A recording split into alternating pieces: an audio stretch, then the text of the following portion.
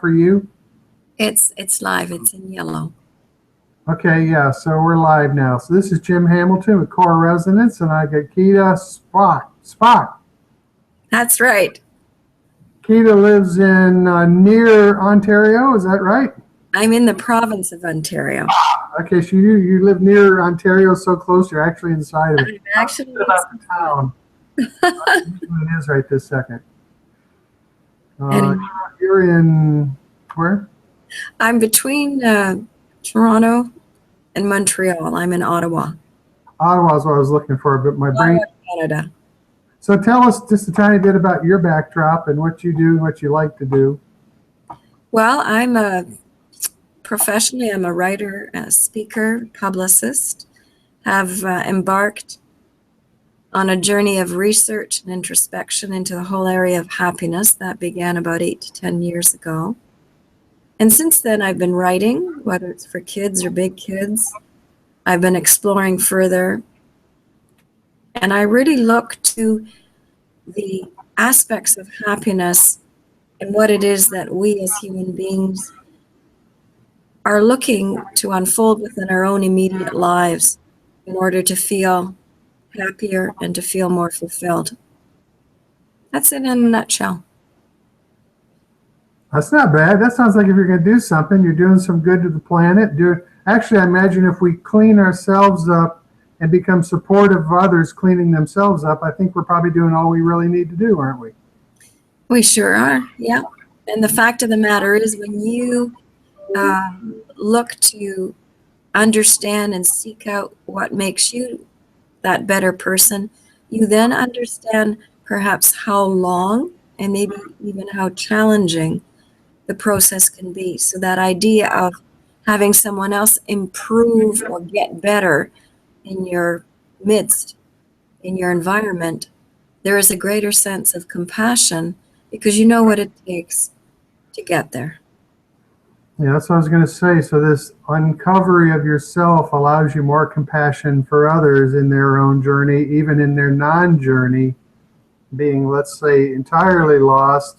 Yeah, you don't really want to play with them, but instead of dismissing them as nincompoops or whatever, you can allow them their journey, but you don't need to be part of it. True. Yeah. So my name is Jim Hamilton. My company is Core Resonance. I've got 40 years background in meditating. I discovered neurofeedback 10 years ago. I've got about 250 neurofeedback sessions under my belt, or under my scalp, as we say. What I play with in particular is the part that what I'm studying and researching and displaying to new clients is the part that resistance plays in our reality creating. When you understand law of attraction, i.e. what you focus on expands, when you understand that resistance to what we don't want is focus, holy smokes, suddenly we have a big chunk of understanding about how we create our realities. So in the meantime, other than that, I just make stuff up as I go along, and it all sounds good, so I just keep doing it. Yeah, yeah. The phrase law of attraction has just popped in my head, and I think it might be interesting looking at some of these terms that some people may be familiar with as being those processes that we've spoken about or referred to now in terms of how we become better people. So there's the law of attraction. There, for instance, is viewing the movie The Secret. There are all these steps, if you like, that some of us have become familiar with in what has been shown to us or told to us or instructed to us to go and do, or to go and read or see, to unfold in a better way. I think, that being said, sometimes these kind of answers or search terms that allow us to go, okay, yes, I've read this book and I've done this, therefore I should already be here. And I just wanted to say, Jim, that sometimes these kind of solutions are very much great steps to take, but in and of themselves, they may not always bring that ready answer. And that may be frustrating. And I just wanted to bring that up. today?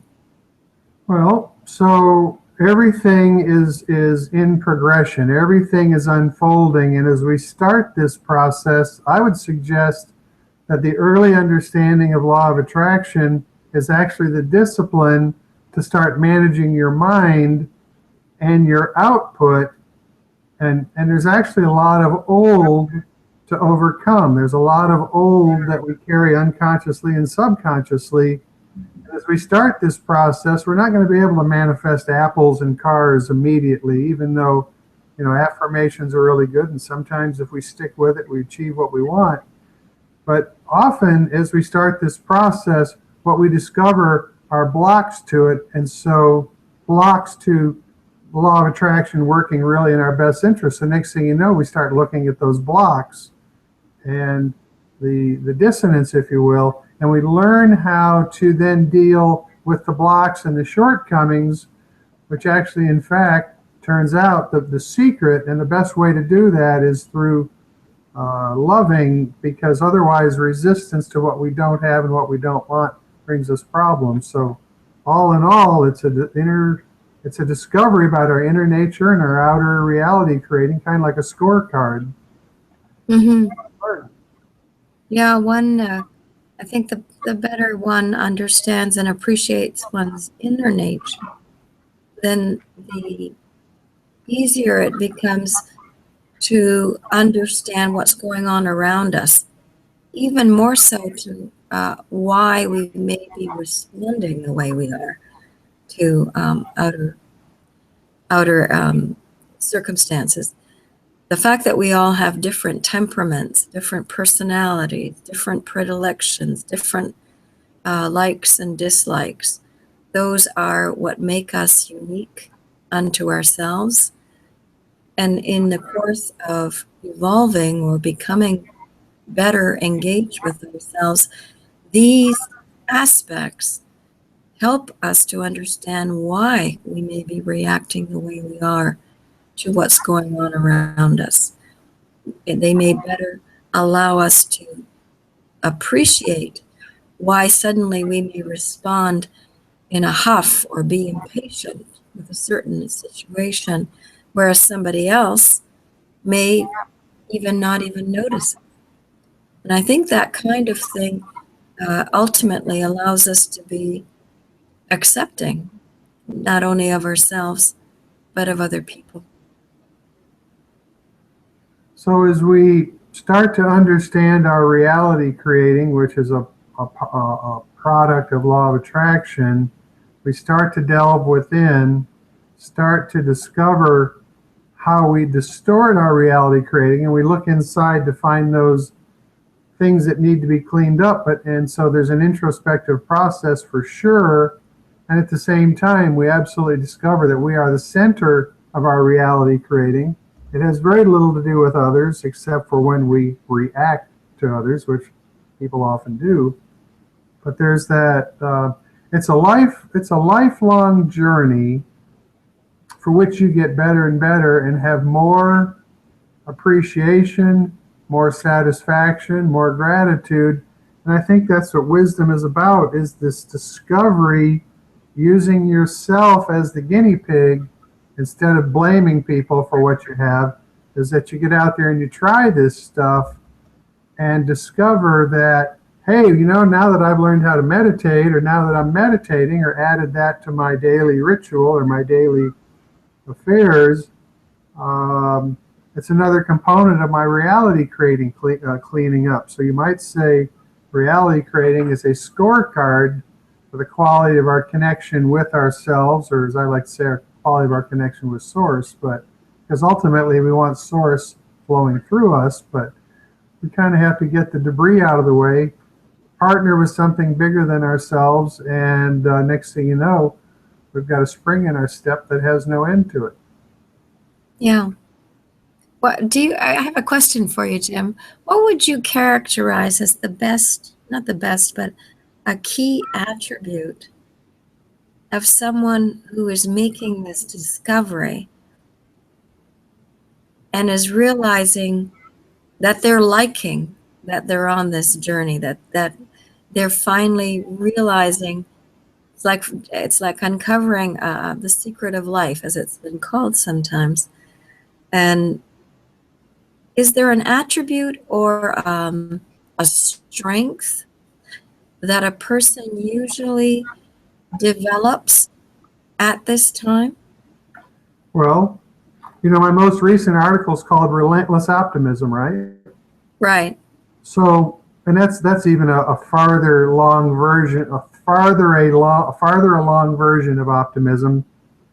To read the article, that will make sense. But I would say, as we come to discover having dominion over our affairs, or the beginnings, or even a hint about being responsible for our outcomes, and learning how to have charge over that, I would think optimism would spring up.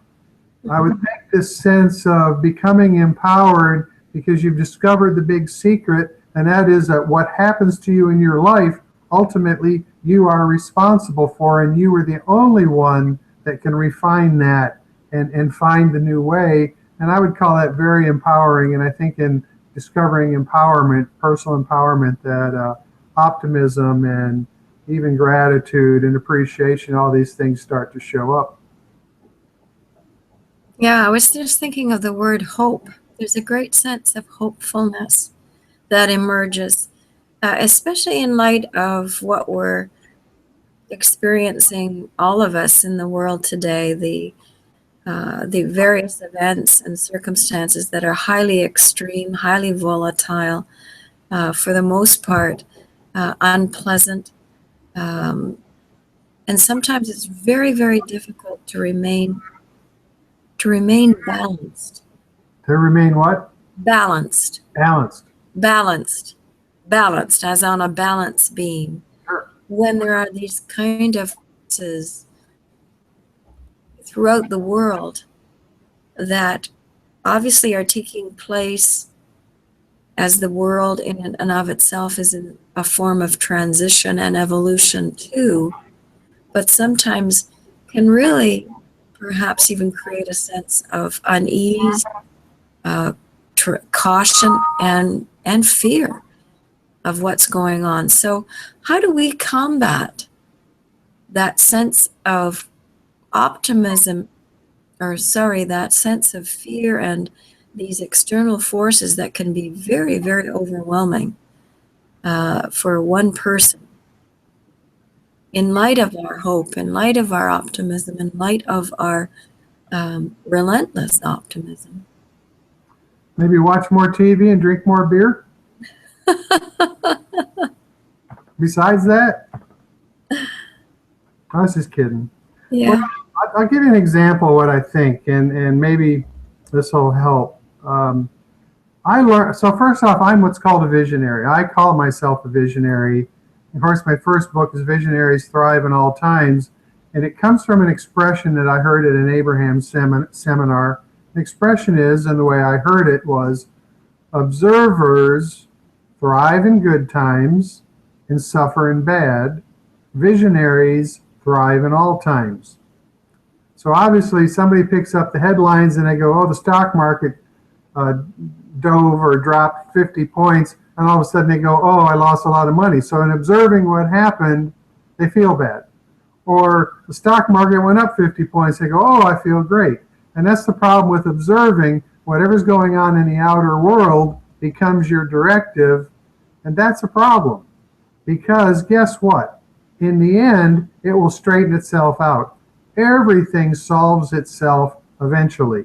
And so part of the point becomes is that being a visionary, which is a way to carry yourself through the world, which is to hold a vision of the end result that you want. Come hell or high water, I might add. Now, a component of that is, so you got what's going on in, so I don't know if Great Britain, when you say Great Britain, if that means Scotland and all the other countries, or if England is just the island state itself, or what. But we've got that going on over there, and really those whole bunch of humans over there are sorting it out for themselves. Does it possibly influence us, and influence us a lot? Yeah. But you see what's going on is people have got to learn from their mistakes. Or being. I'm not saying that breaking away from the European is wrong. I'm not, because it's probably right. Now maybe it wasn't done for the right reasons, and I don't know that either. I have listened to some of it, and I know the locals, the regular people, are tired of the high-end crowd dictating what goes on, and I think rightfully so. But my point is, and so it's created a lot of disturbance, and there's a lot of speculation. And what happens when you get caught up in the speculation and follow it, it's like it's easy to become lost. And so the end result is that it will resolve itself, and it will. And so a visionary is someone who puts their attention to the end result they want to see, come hell or high water, and they stick with it. And they let the intermediate stuff go on, knowing that it's only a part of the unfolding. And when you get caught up in all the parts of the unfolding, you're on a seesaw, you're on an elevator, it's up and down every other day. And so the job becomes to hold a vision for the end result. And as I've learned for myself, actually somebody gave me this idea, or no, we were talking about this, I learned something. What I discovered is I look through the debris field to the end result. I never get caught up in the debris field, the intermediate stuff. And that's actually how you float or you drive through this, is to recognize that all this ups and downs is temporary. Actually, everything turns out. Everything. And we need to learn how to hold a vision for the end result. And by the way, the end result we want to see. And that becomes our driving force and our rudder and our everything.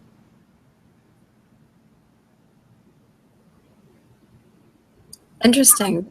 I think what may come into play here is the fact that because especially the Western world is so acclimatized to instant and immediate results, the idea of allowing this so-called debris to do what it's going to do and then settle, which could take, as I've come to know, that someone's actions in their lifetime may not actually be manifested or have a benefit or leave a legacy or whatever else that individual wants until well after they're gone. So I think that in what you're saying, Jim, I do agree. And I think it's a question of, to fully appreciate what you're saying, it's not necessarily something that's going to happen in the course of your lifetime or my lifetime. But holding on to that endpoint allows us to understand that we are part of a whole that is moving along. And whether or not we're going to see the measure of our objective necessarily in our lifetime is open-ended. The idea that is a possibility for me certainly gives me a greater sense of calm, a greater sense of acceptance that what I necessarily am looking to do in this world for this lifetime as a good human being may in fact not have a repercussion or a result until I'm gone. And in being able to even say it and to be able to put it into those kind of terms allows me the patience that I think is really important for us to have. Well, let me give you another scenario. Now, I don't think the vision of the end result has to be so far extended out. I'll give you an example. We got Trump and Hillary running for office right now. They're both crooks, in my opinion. Bernie Sanders is off to the side. Elizabeth Warren is very strong in Hillary's corner right now. They're both Democrats, all this and that. I personally think Hillary is going to get convicted of the email stuff. I don't think that's minor. I think in the very latest days, there's very high-level people saying she's got a really serious problem. my point is, right now, for the little we know, we as Americans, we don't have good choices from either party to be president. But the end result, but what we do is we hold a vision of the end result, which is America going back to its roots, rediscovering itself. And yeah, if you look at the only two choices, that ain't going to happen. But I can tell you that it isn't that simple, because I don't think Hillary is going to make it to the presidency. I don't think Trump is going to make it to the presidency. And I suspect, and I'll tell you, I can tell you for a fact that if enough people would hold a vision of the end result of humanity and America rediscovering its roots and going back to that, if nothing else, we got a big wake-up call from this Brexit thing. It's like, holy smokes, that's the last thing we need is Trump in there. And I'm not saying that the establishment as it is right, because that's kind of more like the Hillary thing. And my belief is that things can change in a twinkling of the eye. And what that means is she can get indicted on her email deal. And I think it is actually a bigger problem we know. The Russians are talking about releasing the emails that they're not supposed to have that came off her server. You know, that would totally blow the whole thing out of the water. And I'm telling you, the whole thing that we think is not solvable, actually there's so many other components. And I can tell you a solution can show up so much faster than you ever imagined. And we've got to be careful about putting our attention on the problem, going, oh hell, there is no answer, and we need to hold a vision for the end result. And I just showed you the mechanics of how we could end up with a third presidential party, that a person who, you know, he won California.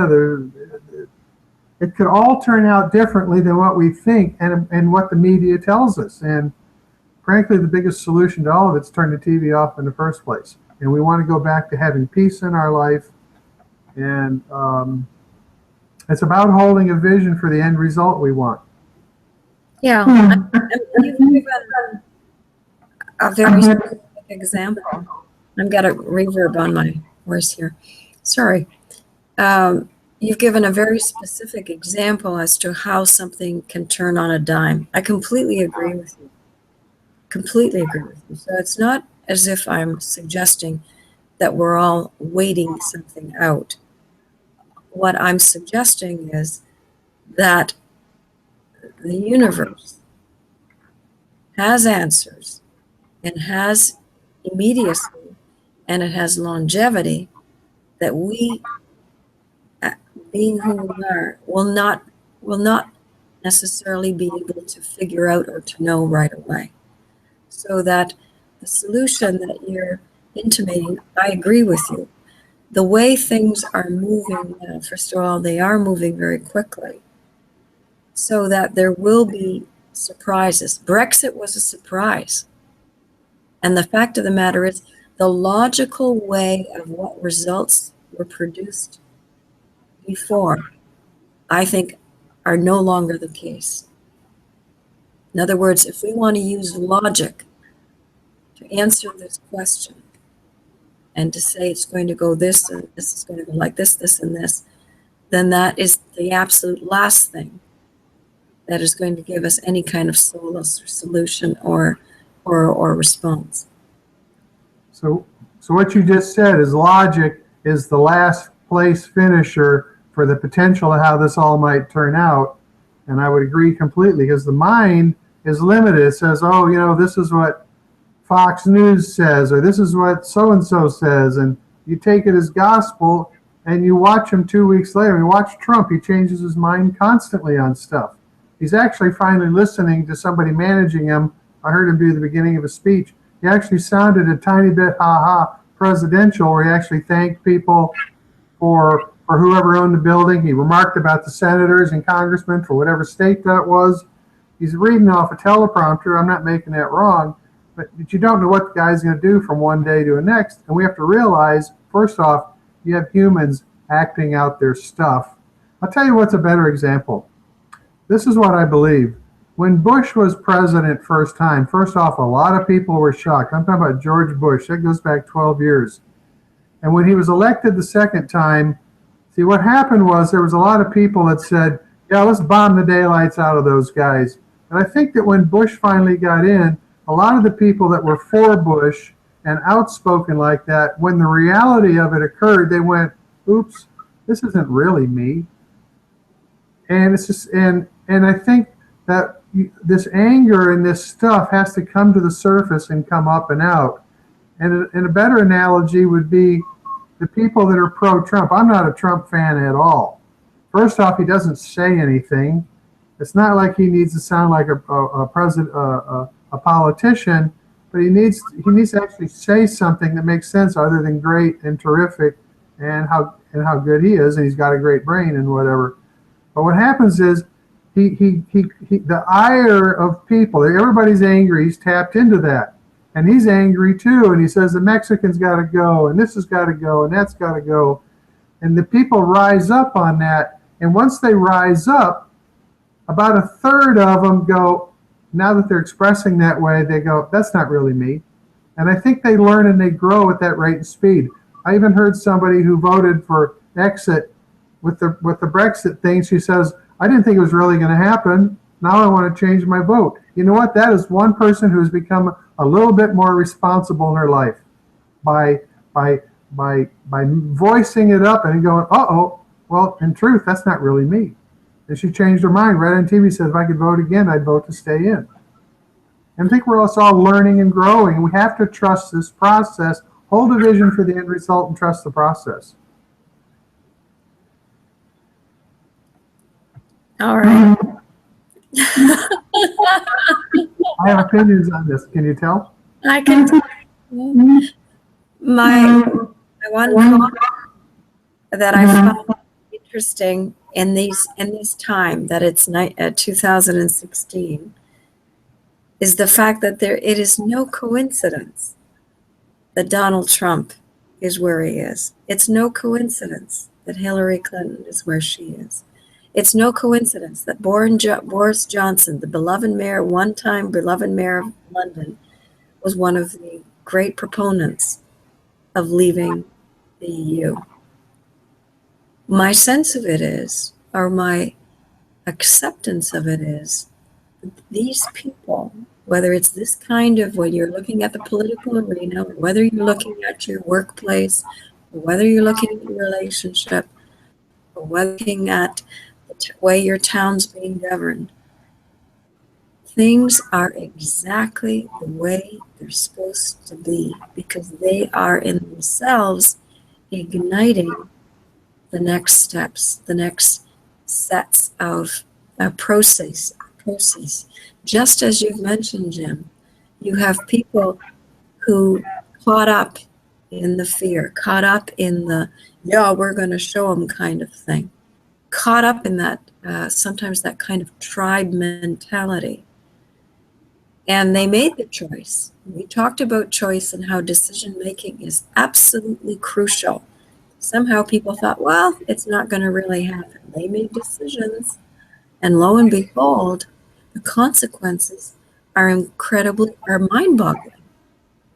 And I think what is really interesting here is not only people now realizing that they may have made the wrong choice, but they're realizing that decisions, even their small decision, one of many, has a repercussion, has a consequence.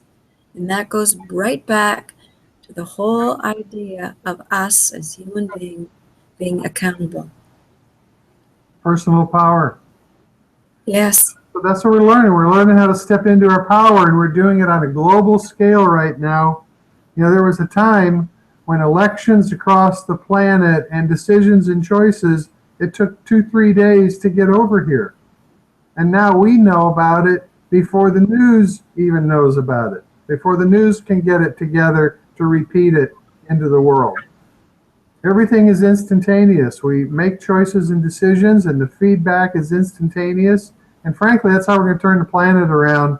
The humans, as they make decisions and they reap the choice of their decisions or reap the results of their decisions, sooner they're making new decisions and remaking their decisions faster and faster and reaping the results.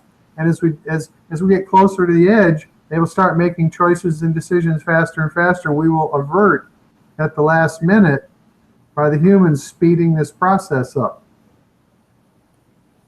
I think then too, their realization of these choices and decisions.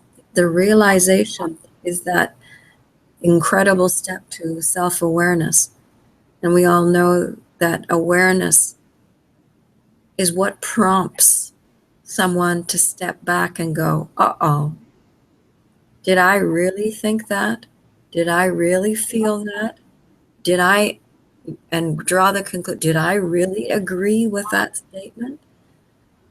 That kind of stepping back and reflection, and I think you'll agree, Jim, it's probably one of the key elements of personal evolution. The idea of being able to self-assess, of taking even one moment to see or to feel how your actions or what your actions are as a human being. You know, I used to date a lady in the 80s, 1980. She worked for a company called Diebel Associates, and she was a PhD psychologist, and she went on the road for Diebel teaching assertiveness training. I wouldn't say it was geared toward women, and I think in part it was, but it was the crowd was broad, it was corporate. But the point is, before assertiveness training, people didn't make decisions, and things happened to them. And when they started making decisions initially, it didn't go very well because they weren't making very good decisions. But as they make decisions and they see the results of their decisions, they make new decisions, and they learn how, and that's exactly right. And so Trump bringing up the rear and Bush bringing up the rear and causing this anger that's been simmering to come up and out. It needs to come up and out. These people need to realize when they make choices based on anger, resentment, or frustration, oh, well, you know, that's not really me. And frankly, that's not what my choice was. Isn't really what I want. And I think a third, every time a Trump comes up, or a third of the people that follow him grow up.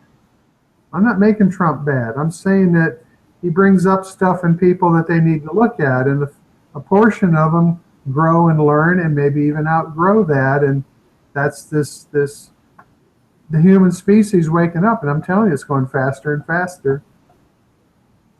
And all we got to do is learn how to love it and realize it's humanity in process, the end result. Okay, maybe you're right. Maybe we won't see the end result. But humanity in process of discovering itself, for which we get to contribute by holding a vision of the end result. Yeah, and the fact of and the fact of the matter is, the more of us who are doing that in an attitude of love, that energy is huge. That vibration is huge, and yes, that collective energy of love can make an instantaneous and profound change. And God willing, or divine willing, or universe willing, perhaps that is exactly where this intense acceleration of human activity and event making is taking us. There's a lot of density out there, no right or wrong, but it's humanity growing up. And my work says the humans need to learn how to partner with God. They need to learn how to partner with something bigger than themselves. You might even, so partner with innate intelligence. And in doing so, and the way you do that is by becoming more conscious and more accepting of things you didn't once accept. But as we learn how to relax and release and let go, and some people say let go and let God, but what happens is you move out of resistance and move out of frustration, move into allowing.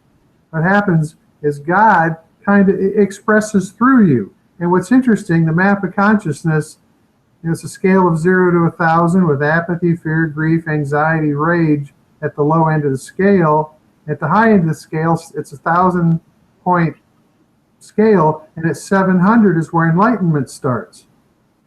Now, 200 is the break point on the map. It's not at 50, it's not at 500, it's at 200, and it takes courage to step out of what you have to have more. And that's why I say there's a rate and speed that people outgrow the Trump message. And I'm not going to say that the status quo is right. I don't think Trump is the right guy because he leads by anger and hatred, and he gets people excited that way. And like I say, a portion of the crowd is outgrowing him once they've expressed that. They go, well, that's not really me. Not really. But my point becomes, as we become more conscious and more allowing and less resistant, and as God expresses through us more, one person at 700 on the map. You can find this on my website very easily. It's on the homepage somewhere. One person at 700 on the map counterbalances the negativity of 70 million people below 200. Them is huge numbers. So as we learn how to partner with something bigger than ourselves, hold a vision for the end result, then exponential multipliers start to become available. And I think it's a good use of our time.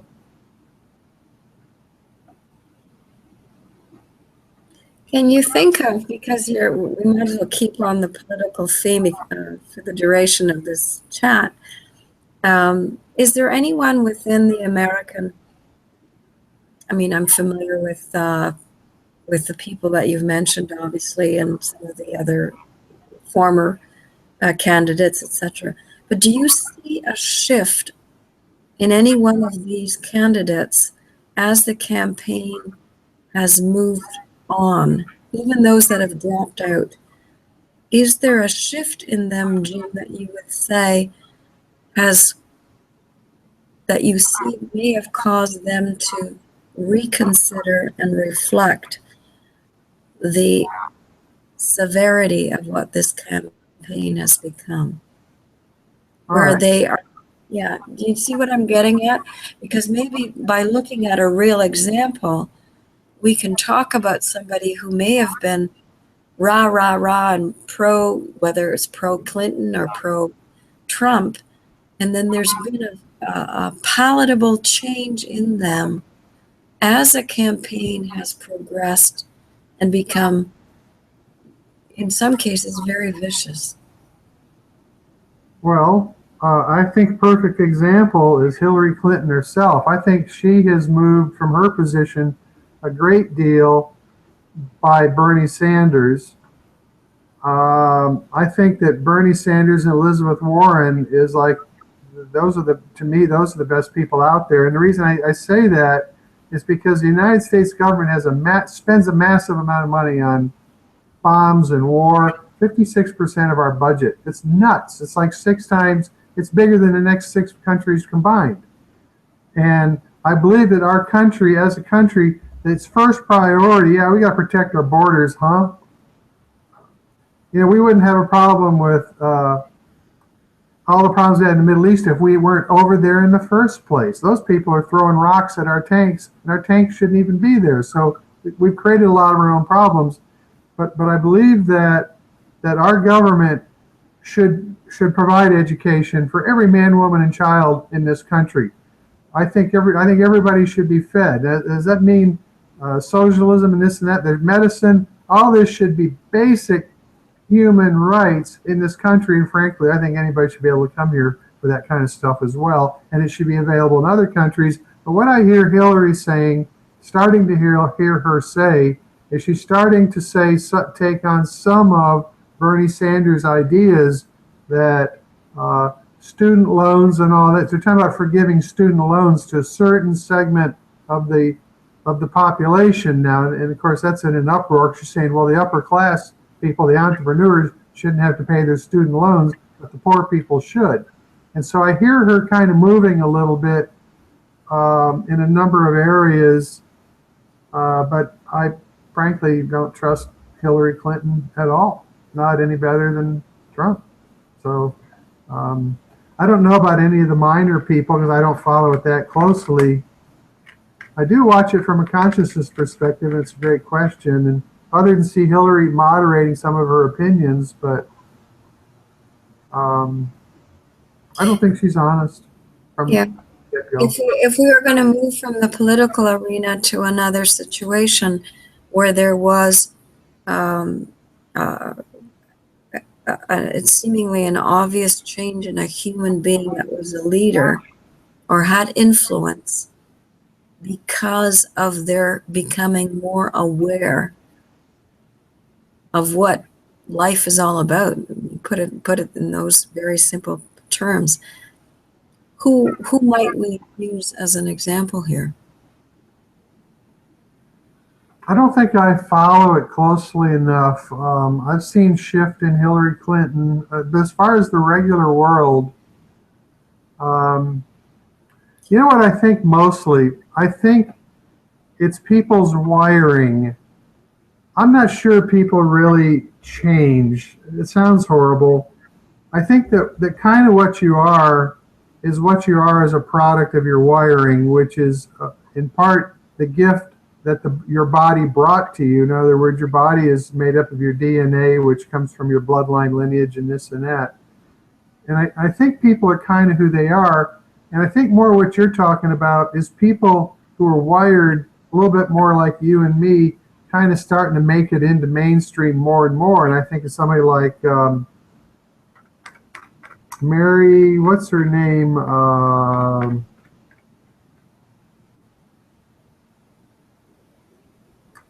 She's a little bitty. She was real involved with the Course in Miracles for many years. Mary Ann Williamson. Yes, okay. But see, she's been around for a long time. And what I think is that when you start seeing those kind of people moving into politics, now she's actually very political. You know, Barbara Marx Hubbard ran for vice president. Do you know who Barbara Marx Hubbard is? Yes. Evolution is her latest book. I mean, she's the grand dame in consciousness movement. Who was somebody else? Even I think actually people are kind of who they are, and they're attracted to politics because of the power. And I can see them moderating their views, but I think it's only in their best interest to do so. One of the things I thought about Noam Chomsky just a tiny bit. I mean, maybe more people are learning how he's an American dissident. I know Noam Chomsky. I know him. I know of him. So yes, I understand. He's very outspoken, and I don't read his stuff closely. But first off, he's got the courage to do it, and he's very educated. He's a very high professor, whatever school he's at. I should know. But what I think is the common people, as they start discovering their nature, the shift becomes available. And maybe since we're running out of time, there's an expression that I created a number of years ago. And the expression is the government, any government, is a reflection of the people. And in the naivete of the population, the government plays. In other words, it does whatever it wants. The people don't call the government down. Why? They don't know who the hell they are, much less managing the government. So the government is a reflection of the people. And in the naivete of the population, the government plays. It does whatever it wants. But as you empower the population, the government will continue to be a reflection of the people. And that's how things change. Yeah. So it begins with you, right? It begins with us. Begins and ends with us. It begins with plenty good enough. And, you know, then there's the concept of ascension, which I think is more real than we have any idea.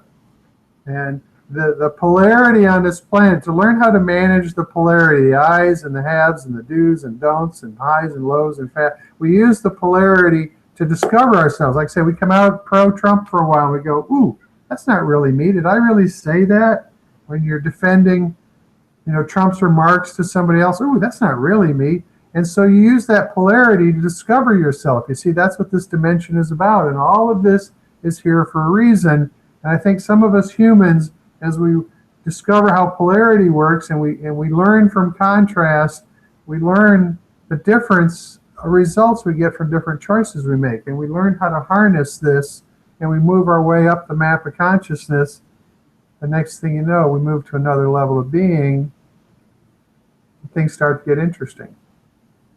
They start to get interesting.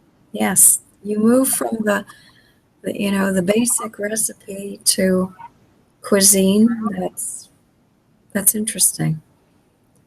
It's the the main thing, and I guess what I would leave people with today is that don't underestimate yourself in terms of who you are and what actually you can accomplish. That's what I would leave people with today. And maybe even be yourself. Figure out how to be yourself. It does take courage. It does take making mistakes too, because it's a contrast that helps you learn. And this world is of contrast. It's here to help you refine your nature, to discover yourself. And the people that don't say anything, maybe what they do is they complain. You got to become a decision maker, see what your results produce, refine your decision making, continue, and then eventually learn how to partner with something bigger than you so that your decisions can become even more refined and become a contributor to making the world a better place. That's all it takes. Have a good evening, Jim. That is all it takes. That's all it takes. I'm glad summer is there for you in Ottawa. See, I got it on the second go around. Yeah, it's free. It's here in big time, so I'm a happy girl. I'm glad to hear that. All right, so big hug to you, and nice to spend some time on the line, and we will continue. Same time, same bat channel next week, Tuesday at 7 Eastern, 4 Pacific, right? Yep, that's the name of the game. All right. Have a good one. Thank you. Yeah, thanks. Bye-bye.